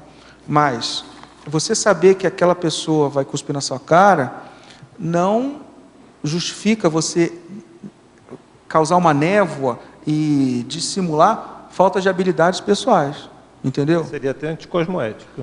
Então, por exemplo, a pessoa pode cuspir na sua cara, que você está fazendo desassédio, porque era para cuspir, e faz parte, você fez o melhor e está tudo certo, ou pode ser por uma inabilidade pessoal, inabilidade técnica, uma inabilidade afetiva e paraafetiva. Então tem esse contexto que precisa ser melhor elucidado. E essa condição da mega ciência da bondade é um negócio que, pessoal, olha só, é serenologia, automagnanimologia. Eu sou principiante desse troço, mas o que acontece? Uma condição que eu acho que é inicial para isso, é você quantificar, fazer uma pergunta que tem no conscienciograma. Como é o teu nível de bondade? É uma bondade inata, quer dizer, paragenética, você já nasceu com aquilo? É uma bondade de reeducação, você está reaprendendo a ser bom? É uma bondade... Tem várias taxologias. É algo paragenético, algo mais reeducacional, é algo que você agora está aprendendo, é algo que vem de várias vidas, é algo, por exemplo, que você tem nichos de bondade, que, olha, nesse ponto aqui, a pessoa realmente ela adquiriu um senso de generosidade mais avançado. Eu acho que isso, em termos de autoconscienciometria, é muito importante, para a pessoa atingir a ciência da bondade num nível mais amplo. Tá? O negócio mas eu ainda sou principiante disso. Eu queria continuar aí nessa linha que você está respondendo aí, porque eu tinha marcado aqui, eu também não sei se já foi abordado, mas na página 30, a fatologia última linha, você fala aí na matriz cognitiva da benignidade. Isso. Daí, acho que parte disso que você estava falando. Agora, como construir essa matriz? Porque, afinal de contas, a gente está falando de uma nova cognição, né? Para a gente não se iludir, não se tapear, enfim, dentro desse contexto que você já abordou em alguns aspectos aí. Isso.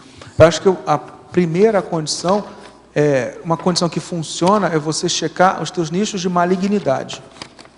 Eu acho que é uma condição, assim, eu gosto de partir da antonímia, eu gosto, porque desconstrução e reconstrução é uma condição que, dentro da consciência terapia, a gente usa muito. Então, muitas vezes, porque tem um borramento, como fazer? Se eu pergunto como fazer, é porque não está claro para mim. Então, eu vou para o contrário, que às vezes fica mais claro. Isso tem até um pouquinho o pensamento oriental trabalha muito com isso, né? Então, assim, uma condição que funciona, se você não está vendo claramente teus nichos de benignidade, vai para o oposto. Onde é que você é maligno? Ou seja, quando que você fica bravo, você solta os cachorros e você faz mal para as pessoas. Quando que você é severo demais, é ríspido demais, e trata isso como uma urgência evolutiva, sabe? É uma urgência evolutiva. Eu não me permito mais ser ácido, cáustico, fazer mal. Isso daí não pode mais. E usar todos os teus artifícios, né, cosmoéticos, para você não ter malignidade. Eu acho que isso funciona. E aí você começa, então, a estudar e ver exemplos de benignidade. Por exemplo, esse negócio de benignidade, eu aprendo com exemplos de pessoas. Eu identifico, essa pessoa tem um nível de benignidade, isso aqui também tem. É diferente do ser bonzinho, tá? Lembrar, né? É muito diferente do ser bonzinho. Agora, é essa condição. Acho que duas coisas que funcionam. Ver os teus nichos de malignidade, ver em outras pessoas pontos de benignidade. Olha, essa pessoa é engraçada, essa pessoa, a gente vê que é uma pessoa que não invade, não agride. Ela tem claro, às vezes tem o extremo oposto, ela é tímida demais, tem isso, né? Mas, assim, é para pegar o positivo. Estamos falando de paradoxos, o tempo todo, sutilezas aqui. Então, é isso. Eu acho que é uma boa condição, que é como eu trabalho, mas eu não sei se vai funcionar para você. Tá? Na página 31, você fala sobre o último efeito, o efeito do desejo de ser amado na incapacidade genuína de amar. Isso aqui não é novela das 6, não, tá, pessoal? É importante deixar claro. Desejo de amar ficou parecendo, tá? É importante deixar claro aqui. O que eu quis dizer em relação a o efeito do desejo de ser amado na incapacidade de amar é uma condição que é disseminada na sociedade humana, que é o seguinte: muitas vezes as pessoas elas estão muito mais preocupadas em serem amadas, né? Ou seja, como se isso fosse um atestado de que elas são valorosas, né? Elas são valorosas, tá? Olha como ela é amada, olha como ela é cotada no mercado da afetividade, né? Tem a ver com prestígio, né? Tem a ver com muitas coisas nesse sentido.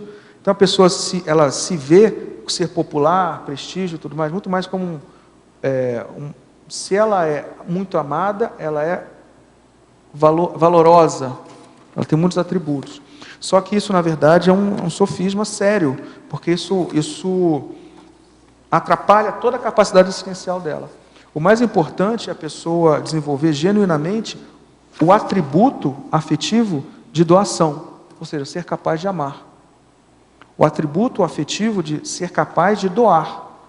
Tem a ver com a que a gente está falando da adultidade. Isso serve tanto para o estabelecimento de uma dupla evolutiva, de um duplismo, e aí eu vou chamar a atenção para um livro chamado A Arte de Amar, do Erich Fromm. Esse livro é muito sério, e principalmente o primeiro capítulo fala justamente sobre essa condição. É um livro da década de 80, mas que é o seguinte: as pessoas... E ele fala essa condição da formação de casais, né? As pessoas, muitas vezes, ele faz uma crítica social, dizendo que as pessoas, muitas vezes, vão procurar um parceiro como se elas estivessem indo para o shopping, né? Ou seja, elas vão procurar a melhor pechincha da praça, entendeu? Então, elas pegam lá os 100 reaisinhos dela, né? Ou sei lá quanto, né? Aquilo que ela vale, né? O dinheirinho dela é o que ela vale, o valor dela, e vão procurar a pechincha do mercado, procurando o melhor produto pelo menor preço. Tá? E ele faz essa crítica, tem a ver com a explosão do consumismo da década de 80, por isso que ele faz esse cotejo, né? Essa forma consumista, inclusive de você estabelecer uma parceria, né, evolutiva, e ele propõe o contrário, que o mais importante é a pessoa ela ter a capacidade e a habilidade de amar. Isso é muito correlacionado com o que o professor Valdo fala, só que no nível extrapolado maior, em relação ao duplismo, que é quanto mais desassediado você, na condição mais assediada que você é, ou mais perto da desperticidade, mais valorizado você vai ser evolutivamente, em termos de dupla evolutiva. E isso é muito sério, porque isso às vezes é um travão. Em termos de duplismo evolutivo, por exemplo, é muito importante o duplismo no sentido de criar megagescões, projeções em conjunto, trabalhos, isso é fora de série. Isso, a antimaternidade, né, do duplismo, direcionando, né, para tares de milhões de consciências, ao invés da priorização, né, do monopólio da criação de uma vida humana, legal, isso é ótimo. Agora, muitas vezes pode ser esquecido no duplismo evolutivo, ou na tentativa de construção do duplismo evolutivo, esse conteúdo básico que é a solidez do sentimento da dupla, né? Ou seja, o sentimento de cumplicidade, o sentimento de confidencialidade, de confiança mútua, a cereja do bolo, que é sexo-somática, né? A gente fala de autotransafetivologia, mas assim, vamos falar também agora, que ainda estamos para chegar lá, vamos falar também da sexossomática sadia. E, assim, não dá para você ter uma sexossomática sadia num clima de competição entre casais, antagonismo, falta de confiança. Então, assim, isso aqui diz respeito a tudo isso, não só a questão da sexossomática, mas a questão que é muito mais importante você saber amar, ou saber ser generoso e doar, do que você querer o brilhareco, o prestígio de ser uma pessoa popular. Claro, claro que gentileza gera gentileza. E se você começa a doar, naturalmente você começa a aglutinar. Claro que tem isso. Mas o melhor é que isso não seja a via final das tuas manifestações, né? Não ser socioso, popular e tudo mais. Então, é isso que quer dizer esse último efeito. Ficou claro? Não, ficou. Eu só tinha achado que essa incapacidade de amar, pensei assim, mais a psicopatologia mesmo, né? Tem a psicopatologia, mas eu quis chamar a atenção da pessoa carente, né, carente afetivamente, que se preocupa muito mais em encontrar a princesa ou o príncipe, porque, na verdade, são aquelas pessoas que vão ser escravos, na verdade, dos caprichos dessa pessoa, e, na verdade, ela não está preocupada, na verdade, com a doação. A doação, que isso é o principal, no que diz respeito à afetividade e para-afetividade. Agora, professor Marco, quando você explicou a técnica, senti vontade de entrar em contato com um primo meu que me ajudou bastante. Porém, lembrei-me que em outras situações ele também me magoou muito. Devo falar com ele sobre esses momentos de mágoa? Dá teu jeito agora. Não, mas é o que a gente falou, olha só, existe uma dificuldade talvez um amadorismo, né, em termos afetivos. Muitas pessoas confundem mágoa com gratidão. A gente viu isso no curso. As pessoas, vamos lá, escolhe alguém que você tem muita gratidão, aí escolhe alguém que está magoado, aí você fala, vamos, alguém que está magoado, não, mas eu tenho gratidão, espera aí, escolhe. Isso mostra o quanto as pessoas às vezes são confusas em termos de manifestações, expressões da própria psicossomaticidade. Então, a primeira coisa, define o que você sente, depois você escolhe a técnica. É assim mesmo. Tá certo. Bom, em Sindromologia, página 32, segunda linha, ela pergunta sobre a síndrome da prospectiva trágica. Essa teletertuliana é da Alemanha. Da Alemanha, tá. A síndrome da prospectiva trágica, ela é muito parecida com a síndrome da insegurança. Talvez ela seja um crescendo em termos de síndrome da insegurança. A síndrome da prospectiva trágica é quando a pessoa não consegue pensar no futuro sem criar um contexto de tragédia, né? Tragédia dentro da própria prospecção do futuro. Isso tem muito a ver com insegurança, com auto e heteroassédio, né? Com pessimismo importante, né? Então, com a condição do pessimismo. E isso diz respeito ao que a gente estava colocando de uma infantilidade afetiva mais pronunciada. e pode ser manifestação de uma infantilidade paraafetiva. Porque às vezes a pessoa está fazendo assistência, está com consciência com esse perfil, e na verdade, ao invés de encaminhar a consciência, ela na verdade ela está se contaminando desnecessariamente com esse padrão. Certo. Você quer falar? Eu queria fazer uma parte, se você me permite, Marco, com relação à pergunta da pessoa anterior. Porque, na verdade, ela teve benefícios, né? Certo. Mas ela não consegue reconhecer. Então, isso mais configura um quadro de ingratidão, né? Perfeito. Também acho. Não, mas isso mesmo. Mas, Marcos, você falou que a afetividade infantil relacionada à prospectiva trágica, Isso. né? Por quê? Por causa da insegurança? Isso, que é insegurança. A da... criança que é insegura, né? Ah. É isso mesmo. Marcos, na antagonismologia, você poderia explicar aqui o antagonismo, androssoma, ginossoma, quanto à tendência de erros da autopesquisa emocional? Sim, isso daí eu comentei no início, mas é a condição o androssoma, em termos de erros de autopesquisa emocional, tem um jeitão, não quer dizer que isso sempre vai acontecer com o outro. Mas, por exemplo, você já viu, Alcir, por exemplo, já viu, você já se percebeu, talvez seja até mais, né? A condição que, por exemplo, não, eu não tenho nada de problema afetivo com essa situação ou com esse alguém. O homem, muitas vezes, ele tende a colocar o problema afetivo que existe, que está lá pendente, numa geladeira. Ele bota na nuvem, eu vi até, bota na nuvem, na nuvem. Ele faz o upload. Na hora que eu cheguei, isso. Eu peguei pela metade. Ele bota na nuvem, agora no bolso. Então, assim, é essa condição. A mulher tem um outro jeitão de errar. Ela tem aquele jeito de remoer. E fica remoendo. Entendeu? Então, são essas condições. Um é o monideísmo, o outro, a pessoa confunde o desdém ou uma certa... né? Ela confunde com neutralidade emocional, que não tem nada a ver com neutralidade emocional. Agora, em fatologia, na página 30, sexta linha de baixo para cima, você poderia explicar melhor o reprocessamento emocional habitual e sem maiores esforços? Isso é uma expressão do conscienciograma. O reprocessamento emocional habitual e sem maiores esforços. Quando a pessoa, na verdade, tem os conteúdos psíquicos dela, que ela consegue metabolizar. Aquilo, por exemplo, seria passível de gerar um antagonismo, uma desafeição, mas não. A pessoa, ela reprocessa e aquilo, não é bem assim. Isso aqui, na verdade, ela começa a reperspectivar a condição afetiva dos conteúdos psíquicos dela. Isso pode ser uma segunda natureza da pessoa.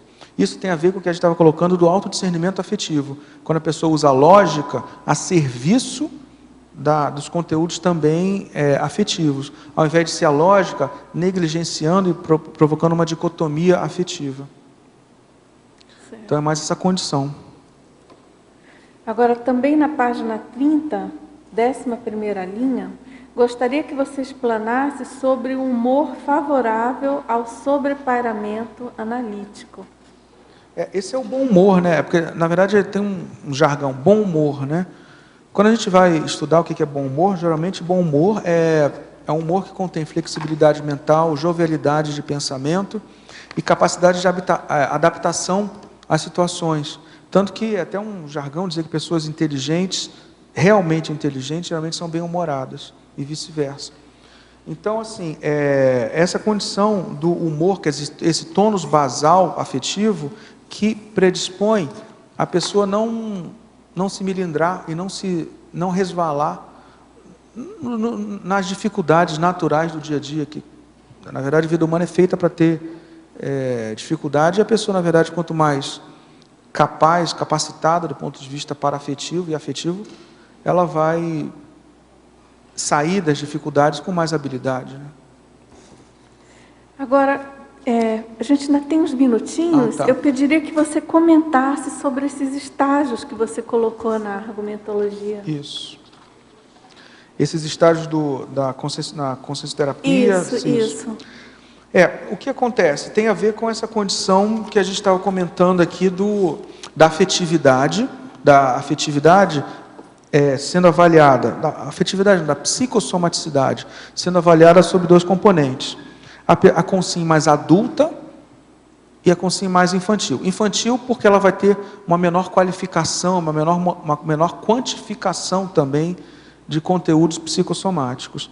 E isso, quando é referente ao perfil psíquico, eu estou chamando de uma infantilidade ou adultidade afetiva. Quando é referente ao perfil parapsíquico, é uma infantilidade ou uma adultidade parapsíquica. Então, por exemplo, a pessoa que ela tem um conteúdo infantil dentro do seu psiquismo, dentro da sua afetividade, ela vai gerar alguns componentes, como esses que estão mencionados no primeiro item: mágoa, melindre, desafeição, ingratidão, a professora Rose colocou bem ali, o descontentamento, a autoinsegurança, o queixismo, aquelas condições mais autorreivindicatórias. Ela está reivindicando mais para si. Tá? Por quê? Porque ela se vê como alguém, pode até não reconhecer, mas ela se vê como alguém necessitado, que precisa de requisições. Isso é típico do perfil monárquico, né, do perfil mais instintivo, instintual da consciência. Então, a pessoa pode, nesses teclados do piano, como eu mencionei anteriormente, ela pode começar a perceber que o perfil psíquico dela pode ser de maior doação. Né? Então, ela começa a desenvolver, e aí, da infantilidade psíquica, ela pode ir para a adultidade psíquica, ela pode desenvolver sentimentos mais qualificados e complexos, e que acabam, na verdade, gerando um perfil mais de doação. Ela já se sente segura, não precisa reivindicar, então ela começa, na verdade, a doar. E aí ela, naturalmente, vai desenvolver alguns perfis afetivos, como, por exemplo, o altruísmo, a gratidão, a satisfação benévola, que tem muito a ver com o sentimento de não competitividade, a empatia, a cooperatividade. Isso dentro do perfil afetivo. Agora, dentro do perfil paraafetivo, nós temos a para-infantilidade e a para-adultidade. Ou seja, a pessoa é ou não é pedinte na hora que ela está lidando com o parapsiquismo? Ela é pedinte, por exemplo, quando ela é mística. Ela precisa criar uma névoa diante das situações, ou quando ela não deixa as condições claras. Ela é mística, por exemplo, quando ela está para-apaixonada. O guia cego, muitas vezes o guia cego e a consciência têm uma relação mútua de apaixonamento. Congressos sutiles, a mesma condição dentro da sexossomática. E o medo de consexo, são condições que a pessoa é insegura e pede para si. Agora, dentro de um outro crescendo, a pessoa pode, dentro dessas manifestações parapsíquicas, ela pode desenvolver um perfil psicossomático que é de doação. E aí vem a ressalva. Quando ela atinge isso, isso passa a ser muito mais profundo. Porque se tem um senso de humanidade, uma pessoa humana, existe um senso de para-humanidade que é muito mais profundo. Uma condição, por exemplo, sempre me chamou a atenção, nos trabalhos parapsíquicos lá da OIC, e sempre, de um tempo para cá, sempre que eu percebo um padrão específico de amparo, o nível de para-admiração por aquele corpo clínico, corpo de terapeutas, eu falo, chegou aquele padrão de consciência. Então, assim, poxa, se a equipe extrafísica, né, algum componente que eu percebo como mais avançado, está percebendo isso, eu acho que é meu dever correr atrás de também perceber isso. E qualquer sentimento contra isso mostra, na verdade, um nível de infantilidade paraafetiva. Então, são esses exemplos de paraafetividade que a gente tem que buscar, identificar, porque isso está disseminado entre a gente, a paraafetividade, as manifestações paraafetivas. Então, a gente tem que identificar, buscar, perceber, classificar e fazer que isso realmente construa algo significativo para o nosso dia a dia. Certo. Pessoal, nosso tempo está esgotando, você quer perguntar? Eu agradeço, então, a participação de todos, tertulianos, teletertulianos, a presença aqui, a aula do professor Marco, e nós aguardamos, então, mais aí centenas de verbetes, tá certo? E está todo mundo ávido aí por mais conhecimento autoconsciência terápico, entre outros, tá certo? Obrigada, então, e os nossos comerciais. Obrigada. As pontuações da tertúlia de hoje: 18 assinaturas no livro de presença, 16 perguntas presenciais, 13 perguntas online. Hoje temos 2 recados: Geraldo, História do Parapsiquismo; Flávia, Palestra da Evolucim. Olá a todos, eu estou aqui em nome da CIP, em parceria com o CIAEC, para convidá-los para o curso História do Parapsiquismo, com o professor João Ricardo Schneider. Alguns tópicos do curso: introdução à história do parapsiquismo, parapsiquismo na antiguidade, no período medieval, no período moderno e contemporâneo. Este curso também ele vai ser prático, porque nós vamos ter várias técnicas de parapsiquismo. Vai haver também debate sobre as vivências do curso. Para maiores informações e inscrições, pelo telefone 045 3525 2652 e o e-mail caec@caec.org. Este curso vai ser realizado no auditório da CIP, em Foz do Iguaçu. Você já pensou como o emprego do parapsiquismo em suas vidas anteriores pode estar auxiliando você nesta vida atual? Olá, boa tarde a todos. A Evolucim convida para a palestra sobre a criança estressada. A palestra será amanhã, às 15 horas, na sala da Evolucim no Discernimento. E para quem não puder comparecer presencialmente, também poderá assistir online, no site da Evolucim, www.evolucim.com.br. Acesse o link e pode participar online também. Obrigada. O verbete de amanhã é revisão gramatical, especialidade gramaticologia, o professor Eucádio de Rosso. Boa tarde a todos e até amanhã.